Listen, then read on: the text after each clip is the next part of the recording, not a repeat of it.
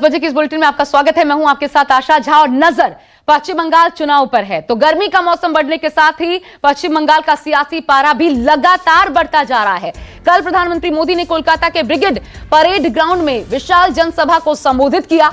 इस दौरान प्रधानमंत्री मोदी ने सीएम ममता बनर्जी पर जमकर निशाना साधा, लेकिन आज अब बारी ममता बनर्जी की है।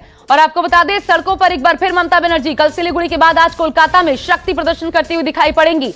राजधानी में ममता बनर्जी आज मार्च निकालने की तैयारी में हैं। आज 8 मार्च है, यानी कि अंतर्राष्ट्रीय महिला दिवस, और इस मौके पर मुख्यमंत्री ममता बनर्जी महिला सुरक्षा के ही मुद्दे पर मार्च करने जा रही हैं। ममता बनर्जी ने अपने इस मार्च के जरिए बीजेपी पर पलटवार की तैयारी कर ली है। दिलचस्प बात यह है कि ममता बनर्जी अपने आज के मार्च में यूपी में महिलाओं के खिलाफ बढ़ते अपराध का मुद्दा उठाएंगी और बीजेपी पर हमला बोलेंगी। यूपी के माध्यम से कोलकाता में ममता बनर्जी का यह मार्च तकरीबन 12 बजे शुरू होगा, जो कि कॉलेज स्क्वायर से लेकर एस्प्लैनेड तक जाएगी। 12 बजे शुरुआत होगी इस मार्च की। मेरे साथ खास मेहमान इस वक्त जुड़ गए हैं। ओम प्रकाश जायसवाल जी कांग्रेस से, नीरज राय जी टीएमसी से हमारे साथ मौजूद हैं, गुरु प्रकाश जी बीजेपी से। आप तीनों का स्वागत है। और इसके अलावा मनीष कुमार विजय चौक से मेरे सहयोगी जुड़े हुए हैं, मनोज पांडे कोलकाता से। सबसे पहले मनोज पांडे का रुख कर लेती हूं, कोलकाता में है। मनोज, आज की तैयारी कितनी बड़ी एक तो तैयारी है, और ये तो दीदी के लिए विख्यात है ही कि जहां जहां प्रधानमंत्री या फिर बीजेपी की कोई रैली या बड़ी सभा होती है, ठीक उसके बाद पलटवार करने के लिए दीदी पहुंच जाती है। आज क्या तैयारी है?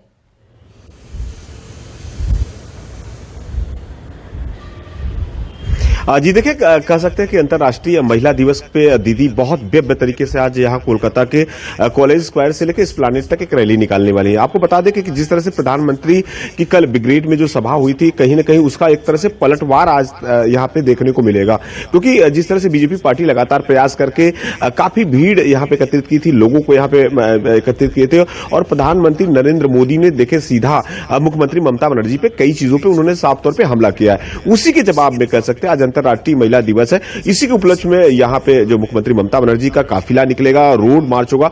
जाहिर सी बात है कि हम देख रहे हैं कि यहाँ सब दूर दूर से लोग पहुंच रहे हैं, और आज की जो रैली हो रही है, कहीं ना कहीं मुख्यमंत्री ममता बनर्जी भी पश्चिम बंगाल में जो विधानसभा चुनाव के मद्देनजर लगातार करारा जवाब दे रहे हैं, क्योंकि देखिए जिस तरह यूपी में महिलाओं के ऊपर में अत्याचार हो रहा है, महिलाओं का शोषण हो रहा है, तो कहीं ना कहीं इन सब मुद्दों को यहाँ बंगाल में मुख्यमंत्री ममता बनर्जी दिखाना चाहती है कि बंगाल की जो महिलाएं हैं कहीं ना कहीं यूपी से सुरक्षित है। जब भी देखिए चर्चा होती है तो साफ तौर पे देखिए जिस तरह से मुख्यमंत्री ममता बनर्जी ने कल भी प्रधानमंत्री को लगातार उन्होंने जवाब दिया कि वो पहले दिल्ली को अपना वहां पे देखे किस तरह का है, तो बाद में बंगाल में देखे। कोरोना के टाइम में उन्होंने बताया कि लगातार वो जनता के बीच में थी, सभी जगह जाती थी, लेकिन तब कोई यहाँ पे नहीं आया, और चुनाव का माहौल है तो आ रहा है। तो जाहिर सी बात है, देखिए बंगाल की जो सियासी पारा है चरम सीमा में है, और कहीं ना कहीं मुख्यमंत्री ममता बनर्जी आज इसी के द्वारा करारा जवाब देंगे। आप देखिए, जब तक जहां पे बीजेपी पार्टी की सभा होती है, उसके ठीक बाद में मुख्यमंत्री ममता बनर्जी की भी सभा होती है। तो जाहिर सी बात है, आज की जो पदयात्रा है, वाकई मुख्यमंत्री ममता बनर्जी अपनी जोर शक्ति और टीएमसी पार्टी पूरी तरह से यहाँ पे रोड पे पहुंचेगी, और महिलाओं की सुरक्षा को लेकर, महिलाएं किस तरह से सुरक्षित है, इन सब चीजों को मुद्दा पे लेकर मुख्यमंत्री ममता बनर्जी आज सड़क पे रहेंगी। कल जिस तरह से पश्चिम बंगाल में लगातार गैस के दाम बढ़ रहे हैं, पेट्रोल के, डीजल के दाम बढ़ रहे हैं, मुख्यमंत्री ममता बनर्जी ने आज ये जवाब होगा जाहिर तौर पर मनोज। लेकिन बड़ी बात ये है, मनीष भी मेरे साथ बने हुए हैं। मनीष, यूपी में महिलाओं के खिलाफ अपराध का मुद्दा उठाने वाली है ममता बनर्जी, तो क्या बंगाल को भूला जा सकता है? बंगाल में सब कुछ ठीक है। बिल्कुल, देखिए उन्होंने कल ही अपना जो भाषण दिया उसमें साफ तौर पे ममता बनर्जी ने कहा आशा कि 3 बजे के बाद आपको गुजरात का उन्होंने संज्ञा दिया, नाम लिया, उन्होंने उत्तर प्रदेश का नाम लिया, उन्होंने मध्य प्रदेश का नाम लिया जहां महिलाएं नहीं निकल सकती हैं। उन्होंने बंगाल में कहा कि रात में भी महिलाएं वहां पे निकल सकती हैं। तो जाहिर तौर पर आज अंतर्राष्ट्रीय महिला दिवस है, आपको बता दें सदन में भी चर्चा हो रहा है, और जाहिर तौर पर महिलाओं की सुरक्षा को लेकर वो सरकार को घेरने की कोशिश करेंगे। और कल जिस तरीके से प्रधानमंत्री ने वहां पे तमाम जो बातें कही है, कल पर वहां पे जो हमला किया तृणमूल कांग्रेस पे और ममता सरकार पे, तो उसका वो जवाब देंगी। और जाहिर तौर पर सबसे आपको अहम बता दें कि महंगाई को लेकर भी, क्योंकि सदन में भी आज देखिए क्या हुआ कि डेरेक ओब्रायन जो नेता है तृणमूल कांग्रेस के राज्यसभा में, उन्होंने संसद की कार्रवाई को स्थगित करने की मांग की। यही बात लोकसभा में भी तृणमूल कांग्रेस के नेता ने वहां पे लोकसभा अध्यक्ष के समक्ष ये मांग रखी है, क्योंकि आपको पता है कि चुनावी पारा गर्म है, तमाम नेताओं को वहां चुनावी सरगर्मी में जुटना है, प्रचार करना है। हालांकि ये संभव नहीं है आशा, क्योंकि आपको बता दें बजट जो वित्त विधेयक है वो सदन में पास होना है। हम देखेंगे कि बीजेपी हो या तृणमूल कांग्रेस हो, उसके सांसद यहां जरूर गैर हाजिर रहेंगे क्योंकि उनको चुनावी प्रचार में भी जाना होगा। लेकिन जाहिर तौर पर आज ममता बनर्जी की रैली पे निश्चित तौर पे निगाहें होंगी आशा, वो किस तरीके से सरकार को घेरती है, प्रधानमंत्री को जवाब देती है, जिस तरीके से प्रधानमंत्री ने कल ममता सरकार पर हमला किया। बिल्कुल नजर बना के रखिएगा और सदन की कार्यवाही से क्या चीजें सामने आती हैं ये भी लगातार दर्शकों तक पहुंचाते रहेंगे। मेरे साथ ओम प्रकाश जी इस वक्त जुड़े हुए हैं। ओम प्रकाश जी, बंगाल के मुद्दे गौण हो गए हैं क्या? ममता बनर्जी सड़क पर उतरेंगी, महिलाओं की बात करेंगी तो यूपी को ले आती हैं। ऐसा लगता है बंगाल के विकास की बात छोड़ करके वो, क्योंकि केंद्र से संबंधित महंगाई और ये तमाम चीजें उनकी बात करती हैं। बंगाल में मुद्दों की कमी हो गई है क्या टीएमसी के लिए, आपको ये लगता है? नहीं, देखिए, सबसे पहले तो मैं आज अंतर्राष्ट्रीय महिला दिवस के अवसर पर सभी महिलाओं का अपने और अपने पार्टी की तरफ से हार्दिक शुभकामनाएं देता हूं। जहां तक मुद्दा का सवाल है, पश्चिम बंगाल में आज मेन मुद्दा है कि आज पेट्रोल का दाम के ऊपर चर्चा नहीं हो रहा है, आज डीजल के दाम के ऊपर चर्चा नहीं हो रहा है, आज गैस सिलेंडर का दाम जो इतना बढ़ गया है उसके ऊपर चर्चा नहीं हो रहा है। आज ममता बनर्जी की टीएमसी पार्टी जिसने कि आज कितने लोग तिरपाल का बोरू प्रचार और क्या क्या चीज में घपला किया है उसका चर्चा नहीं हो रहा है। तो आज केवल नहीं, चर्चा तो यही हो रही है। नहीं, कल ही सिलीगुड़ी में थी ओम प्रकाश जी ममता बनर्जी, आपको पता होगा, सिलेंडर पहने हुए वो आगे बढ़ रही थी। कल पैदल मार्च उन्होंने किया था, तो बात तो वो इसी के कर रही हैं। सवाल मेरा ये है, बंगाल में रोजगार का मुद्दा क्यों नहीं उठता? नंदीग्राम से तो चुनाव लड़ रही है ममता बनर्जी, तो फिर नंदीग्राम में जब नहीं लगी केमिकल फैक्ट्री उसके बाद कितने लोगों को रोजगार मिला, ये मुद्दा क्यों नहीं उठता? कांग्रेस इस मुद्दा को पश्चिम बंगाल में आ रही है आपकी आवाज सर, बोलिए। पश्चिम बंगाल में कांग्रेस पार्टी के नेता सभापति अधीर रंजन चौधरी के नेतृत्व में पूरे पश्चिम बंगाल में आज गरीबी को लेकर के, बेकारी को लेकर के आज नौजवान बेकार है। और 2014 से लेकर 2019 तक हमारे प्रधानमंत्री ने जो आश्वासन दिया था कि प्रत्येक वर्ष हम लोग बेरोजगारों को 2 करोड़ नौकरी देंगे, वो नौकरी आज कहाँ है? आज गैस सिलेंडर अच्छे बिल लाएंगे, वो कहाँ है? बेकारों के खाते में 15 लाख चला जाएगा, वो कहाँ है? आज ब्रिगेड में आकर के हमारे देश के प्रधानमंत्री नरेंद्र मोदी जी ये सब बात नहीं बोल रहे हैं। आज नादर सादा का बात नहीं बोल रहे हैं, क्योंकि आज नादर सादा करने वाले लोग आज उन्हीं के पार्टी में।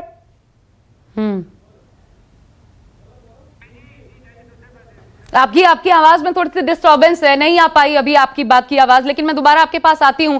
नीरज राय जी का रुख कर लेते हैं। नीरज राय जी, बंगाल में चुनाव के असल मुद्दे क्या है टीएमसी के लिए? किसको आप यूपी की बात क्यों कर रहे हैं? जब बंगाल चुनाव है तो बंगाल की बात छोड़कर यूपी की बात क्यों? देखिए आशा, अगर आप हमें गलत कहती हैं तो आप हमसे कितना सही है उसका भी आपको प्रमाण देना जरूरी होता है। और इसलिए हम यूपी की बात उठाते हैं कि भारतीय जनता पार्टी की पूरे देश में सरकार है, लगभग 1.5 दर्जन से ज्यादा प्रदेशों में इनकी सरकार है। कल माननीय देश के प्रधानमंत्री जी और भाजपा के प्रचार मंत्री जी वहां पे नारा लगा रहे थे कि महिला बेरोजगारी पे नारा लगाए, महिला सुरक्षा की बात किए। तो हम पूछेंगे पिछले 7 सालों में आप कितने करोड़, जो हर साल 2 करोड़ नौकरी की बात किए थे, पूरे देश के नौजवानों को आपने कितना दिया, जिसमें कि बंगाल को इससे भी कुछ आ जाता। महिला सुरक्षा पे बात करते हैं तो उत्तर प्रदेश के अंदर इनके पार्टी के विधायक और नेताओं ने महिलाओं को कितना सुरक्षा दिया था, उस पे तो बात हम पूछेंगे ही पूछेंगे। इन्होंने बोला फ्यूचर ऑफ सिटी कोलकाता को बनाएंगे, तो हमारा पूछना नैतिक कर्तव्य बनता है कि 2014 सर मुझे बताइए, कल प्रधानमंत्री को आपने सुना? वही बात कर रहा हूं, प्रधानमंत्री ने आज महिला दिवस है ना, कल उन्होंने एक मुद्दा उठाया अपने जब उन्होंने रैली में भाषण दिया, उत्तर 24 परगना में जो 80 साल की बुजुर्ग महिला पर हमला हुआ उसका जिक्र किया टीएमसी के गुंडों द्वारा, ये कहा उन्होंने। तो महिला सुरक्षा का मुद्दा पश्चिम बंगाल में क्यों नहीं उठता? ये आपके लिए मुद्दा क्यों नहीं है? बिल्कुल मैं बता रहा हूँ, शायद आपको भी इस चीज की जानकारी होगी। प्रधानमंत्री जी यह भूल जाते हैं कि संवैधानिक पद पे बैठे हुए व्यक्ति अगर गलत बोलते हैं तो 130 करोड़ की जनता भी आहत होती है। मेरे पास स्क्रीनशॉट है पिछले 3 से 4 दिनों का न्यूज़पेपर का कि वो 80 साल की जो बुढ़िया माता की जो के ऊपर हमला किया गया था, वो हमला भारतीय जनता पार्टी ने ही अपने कार्यकर्ता की माता पे कराया गया था। न तो आप कहें तो स्क्रीनशॉट आपके गेस्ट कोऑर्डिनेटर को मैं भेज सकता हूं। तो आप बताइए कि प्रधानमंत्री जी ऐसे मंचों पर जाकर इतने विकट विषयों पर किस स्तर से तो प्रधानमंत्री झूठ बोलते हैं, मंच से झूठ बोलते हैं बंगाल की जनता के सामने। गुरु प्रकाश जी, ये सीधा सीधा, ये मैं नहीं कह रही, ये अभी नीरज राय जी कह रहे हैं कि झूठ बोला गया, वो बीजेपी के कार्यकर्ता थे। देखिए, इस प्रकार की स्तरहीन विमर्श का तो मैं पार्ट भी नहीं होना चाहूंगा, लेकिन आशा जी, मैं आपके समक्ष बातें रखना चाहता हूं कि लगातार हम लोगों से पिछले 6 साल का रिपोर्ट कार्ड मांगा जाता है। हम लोग रिपोर्ट कार्ड लेकर के जाते हैं और जितने भी चुनाव हुए हैं, वो चाहे कोरोना कालांश का चुनाव हो, बिहार का विधानसभा चुनाव हो, छोटे स्थानीय चुनाव हो, भरपूर मात्रा में हमें जनता का आशीर्वाद मिला है, उसमें कोई दो राय नहीं है। अब ये लोग अगर यथार्थ का सामना करने को तैयार नहीं है तो मुझे इससे समस्या है। मैं आपके समक्ष ये भी बात रखना चाहता हूं कि बार बार कहते हैं नौकरियां कहां है, मैं बीच में नहीं बोल रहा था, नीरज राय जी, थोड़ा संयम बरतिए। मैं बीच में नहीं बोल रहा था, मुझे आखिरी में मौका मिला है। मॉडरेट कर रही हैं तो आपको उनको शांत कराना चाहिए। नीरज राय की सवाल उठाया आपने, अब जवाब सुन लीजिए। ठीक है गुरु प्रकाश जी, बोलिए, लेकिन इस सवाल का भी जवाब दीजिए। कल बोला गया सभा में, क्योंकि महिला दिवस है, महिलाओं की सुरक्षा एक बड़ा मुद्दा है और सिर्फ बंगाल या यूपी में नहीं, देश भर में बड़ा मुद्दा है।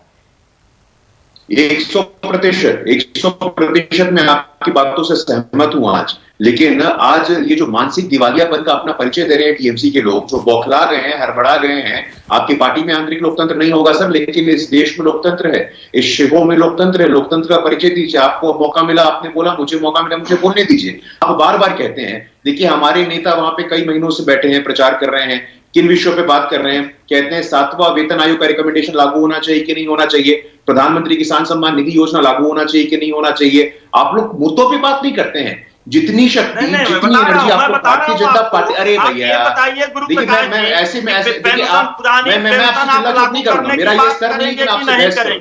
मैं सुन लिया आपकी बातों को। अब आप यही तो आपका विषय है ना। देखिए, आपको अपनी पार्टी में प्रासंगिक बने रहने के लिए बीच में हस्तक्षेप करना है, लेकिन मेरे ऐसे संस्कार नहीं है। मेरे संगठन के ऐसे संस्कार नहीं कि मैं बीच में हस्तक्षेप करूं। आप बोल लीजिए, आशा जी, मैं नहीं बोल रहा कि हम इसको सोनार बंगला बनाएंगे। आप बताइए कितने इंडस्ट्री आपने देश में बैठाया। उत्तर प्रदेश से तुलना हम इसलिए करेंगे कि 1.5 दर्जन से ज्यादा प्रदेशों में आपकी सरकार है। प्रधानमंत्री जी को एक संवैधानिक पद पे बैठे हुए हैं, आप लोग सत्ता के लोलुपता में इतना गिर गए हैं कि 130 करोड़ लोगों की भावनाओं को मुझे बताइएगा। आप भाजपा का नेता बनाइए उनको, आप भाजपा का नेता बनाइए। लेकिन मैं ये जो घोर मुद्दों का अभाव दिखाई पड़ता है ना, बात जिस पर होनी चाहिए उसे छोड़कर अलग अलग बातें होती हैं। उसमें एक और चीज, क्योंकि इंपॉर्टेंट है, बंगाल की सियासत में इस बार स्टार वॉर जो देखने को मिल रहा है, उस पर भी बात करना चाहती हूं। गुरु प्रकाश जी, नीरज राय जी और साथ ही ओम प्रकाश जी भी हमारे साथ बने हुए हैं। दरअसल मुद्दा यह है, कल मिथुन चक्रवर्ती ने बीजेपी का दामन थाम लिया, हाथ में झंडा उठा लिया बीजेपी का। इधर देखिए, श्रावंती चैटर्जी, पायल सरकार, सौमिली घोष, अंजना बासु, पापिया अधिकारी, कंचना मोइत्रा, देबाश्री भट्टाचार्य, ये जो है ये टीएमसी की तरफ से खड़े हुए हैं, चुनावी मैदान में टाल ठोक रहे हैं। दीदी ने जो भरोसा जताया है इस बार नए चेहरों को मौका देने के नाम पर, ऐसे तमाम एक्ट्रेसेस पर भरोसा जताया है, यह भी बात होगी। क्योंकि टीएमसी में एक बड़ा मुद्दा यह है कि अपने छोड़ के जा रहे हैं, उसके बावजूद अगर ऐसे सितारों पर भरोसा जताया जाता है तो इसके पीछे एक तो कारण क्या इन्हीं के भरोसे चुनाव लड़ने की तैयारी है, चाहे वो बीजेपी हो या टीएमसी। और इसी सवाल पर मैं आपके पास आना चाहती हूं गुरु प्रकाश जी। सवाल यह है कि आखिर बंगाली में के आगे बंगाली छिले टाके केनो ठार कोड़ लेन, बंगाली में के आगे यानी बंगाली अगर अपनी बेटी को चाहते हैं तो अपने बेटे को खड़ा करने की जरूरत मिथुन चक्रवर्ती के रूप में क्यों पड़ी? कल छिले का ही इसी शब्द का इस्तेमाल किया प्रधानमंत्री मोदी ने अपनी रैली में। नहीं, बिल्कुल आशा जी, और मैं आपसे आग्रह करूंगा कि इस बार किसी का हस्तक्षेप ना हो। क्योंकि हम लोग एक संगठन से आते हैं, संगठन के संस्कार हैं, हम लोग ना बीच में हस्तक्षेप करते हैं ना और उचित समझते कि हस्तक्षेप ना किया जाए। देखिए, हम लोग जानते हैं कि पिछले 10 वर्षों में आशा जी, जिस प्रकार का कुशासन पश्चिम बंगाल किस चीज में टॉप करता है, ह्यूमन ट्रैफिकिंग में, मानव तस्करी में आप लोगों ने लगातार तुष्टीकरण की राजनीति की, आप लोगों ने लगातार केंद्र सरकार की परियोजनाएं कैसे रुकी उसकी राजनीति की। आपके सोल एजेंडा क्या है? आपका एकमात्र एक सूत्री एजेंडा ये है, जब भारतीय जनता पार्टी कहती है जन कल्याण, आप लोग कहते हैं भतीजा कल्याण। एक ऐसी पार्टी जिसका राष्ट्रीय अध्यक्ष पार्टी के बनने से आज तक एक ही व्यक्ति है, उस पार्टी में ना कोई आंतरिक लोकतंत्र है, सर, मैं ना ही क्या कोई सवाल सामूहिक पूछ रही हूँ, नेतृत्व है, ठीक है। शुद्ध रूप से सिर्फ एक्सटॉर्शन, सिर्फ कटमनी। बेटी के आगे बेटा को खड़ा कर दिया गया। गुंडों को विकास के मुद्दे पर आप तो चुनाव लड़ लीजिए, प्रधानमंत्री नरेंद्र मोदी का चेहरा इस्तेमाल कर रहे हैं, विकास की बात करिए ना। मौका नहीं देते हैं। पश्चिम बंगाल की जनता सब देख रही है, पश्चिम बंगाल की जनता सब देख रही है। नीरज राय जी चिंता मत करिए, 2 मई दीदी गई, लोगों ने मन बना लिया है। नीरज राय जवाब 2 मई दीदी गई, ठीक है, 2 मई दीदी गई। सुन लीजिए इस बात को, ठीक है, जवाब सुन लीजिए नीरज राय से। सुन लीजिए, अब जवाब सुन लीजिए, जवाब सुन लीजिए भाई साहब, मैंने सुन लिया आपका। जिस 80 साल की बुजुर्ग महिला पे आपने आशा जी बात उठाया था, इंडिया टुडे का न्यूज था जो भारतीय जनता पार्टी ने कराई थी। इन्होंने बोला विकास की बात। भाई साहब, मैं नहीं कह रहा हूं गुरु प्रकाश भाई कि आप हमारे पे क्वेश्चन मार्क मत लगाइए, मैं नहीं मना कर रहा हूं, लेकिन आप जरूर ये बताइए कि देश में आपने क्या किया। आप जिस सरकारी योजनाओं की बात करते हैं, उन योजनाओं के तहत ठीक है, मैंने आप ही की बातों से सहमति दे दी और आपके प्रचार मंत्री जी की बातों पे, लेकिन किसान, जिन किसानों पे आप इतना मतलब मरे जा रहे हैं कि मैं उनका भला नहीं कर पाया दीदी के चलते, तो आपके ही पोर्टल पे उनका अकाउंट नंबर था। वो किसान सवाल में बेटा बेटी को लेकर पूछती हूँ, आप लोग अलग मुद्दों पर बात करते हैं। सवाल कोई भी हो, जवाब कुछ और होता है, लेकिन मेरे पास वक्त इतना ही था। बहुत शुक्रिया आपका नीरज राय जी, गुरु प्रकाश जी, ओम प्रकाश जी, हमारे साथ जुड़ने के लिए। एक छोटा सा ब्रेक यहाँ। नमस्कार, मैं हूं मानक गुप्ता। अगर आपको हमारा ये वीडियो पसंद आया हो तो इसे लाइक और शेयर जरूर करें, और हाँ, हमें सब्सक्राइब और फॉलो करना ना भूलें, ताकि आप देश और दुनिया की कोई खबर मिस ना करें। चाहे कोई ब्रेकिंग न्यूज हो या कोरोना वायरस से जुड़ी कोई भी अपडेट, पॉलिटिक्स हो या आपकी जेब से जुड़ी कोई खबर, इलेक्शन की कोई न्यूज हो, कोई कंट्रोवर्सी हो या फिर कोई वायरल वीडियो, सब कुछ मिलेगा News 24 पर। तो जुड़े रहिए हमारे साथ और देखते रहिए News 24।